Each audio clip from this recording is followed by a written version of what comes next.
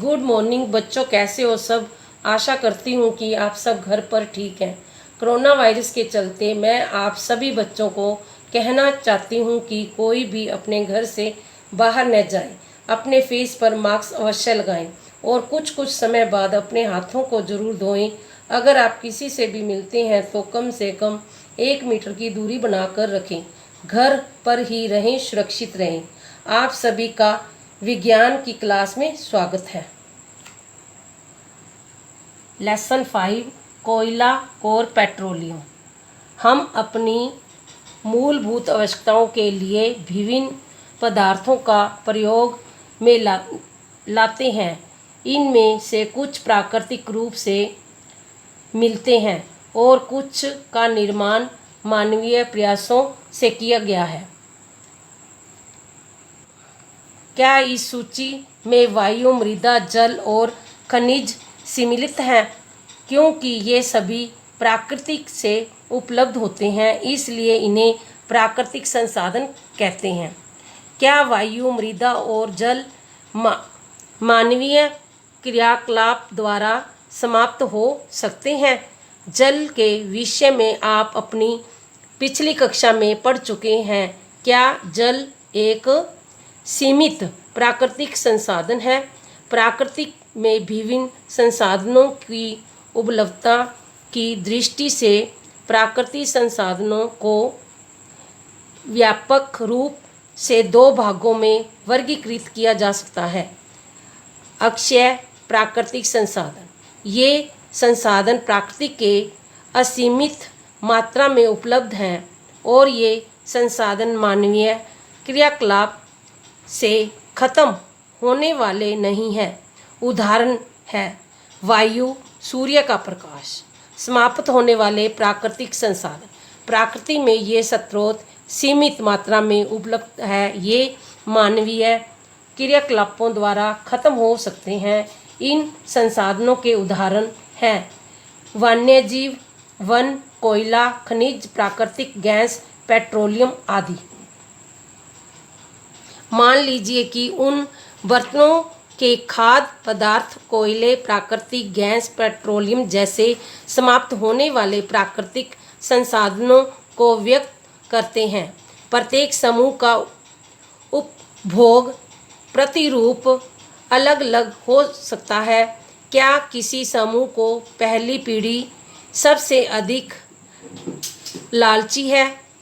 हो सकती है कि कुछ समूहों में पहली पीढ़ी आगे आने वाली पीढ़ी के लिए प्राकृतिक संसाधनों की उपलब्धता के बारे में चिंतित हो।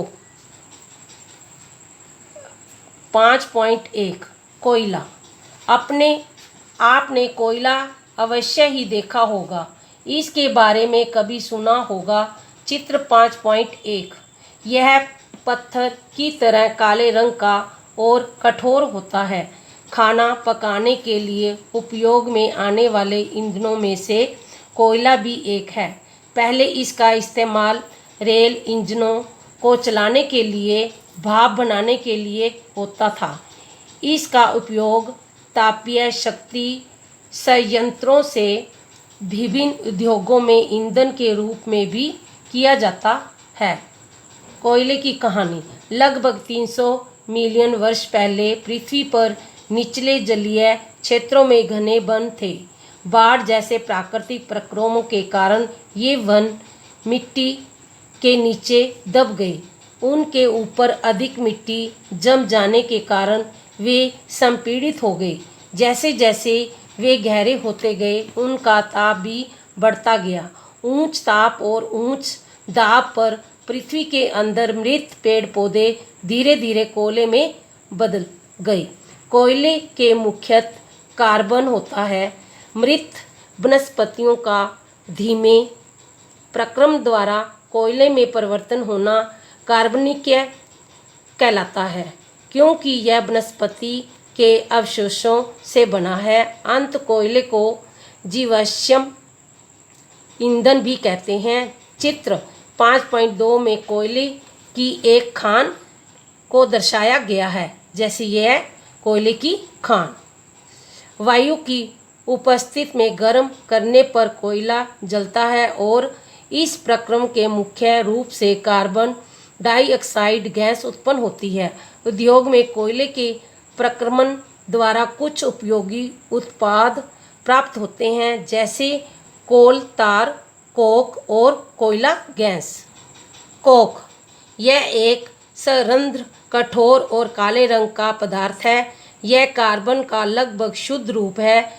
कोक का इस्तेमाल इस्पात का बड़े पैमाने पर औद्योगिक निर्माण और बहुत से धातु के लिए निष्कर्षण में किया जाता है। कोल तार यह काले रंग का एक अप्रिय गंध वाला गाढ़ा द्रव होता है, जैसे चित्र 5.3 में दर्शाया गया है। ये देखो कोल तार।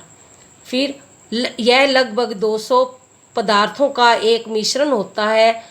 कोल तार से प्राप्त उत्पादों का इस्तेमाल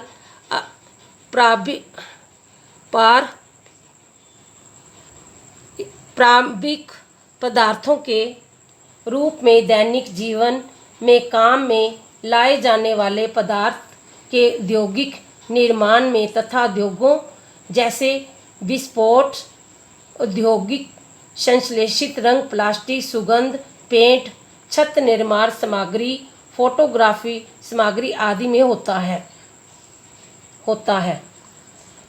कोयला गैस कोयले के प्रक्रमण द्वारा कोक बनाने के दौरान कोयला गैस उत्पन्न होता है। 5.2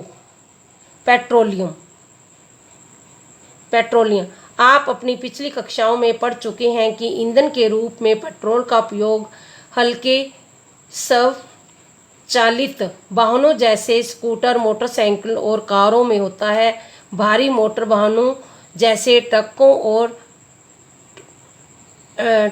और ट्रकों को चलाने के लिए डीजल का उपयोग किया जाता है। ये ईंधन प्राकृतिक स्रोतों से प्राप्त होते हैं जो पेट्रोलियम कहलाते हैं। क्या आपको जानकारी है पेट्रोल कैसे बनता है? पेट्रोल का निर्माण समुद्र में रहने वाले प्राचीन जीवों से हुआ है। ये इसका बनता है। जब ये जीव मृत हुए तो इनके शरीर समुद्र के पैंदे में जाकर जम गए और फिर मिट्टी तथा रेत की तहों द्वारा ढके गए। लाखों वर्षों में वायु की अनुपस्थिति, उच्च दाब और उच्च ताप में मृत जीवों को प्राकृतिक गैस और पेट्रोलियम में बदल दिया गया। ये है पेट्रोलियम गैस का। वीडियो को देखो और समझो, ना समझ में आए मेरे से पूछ सकते हो।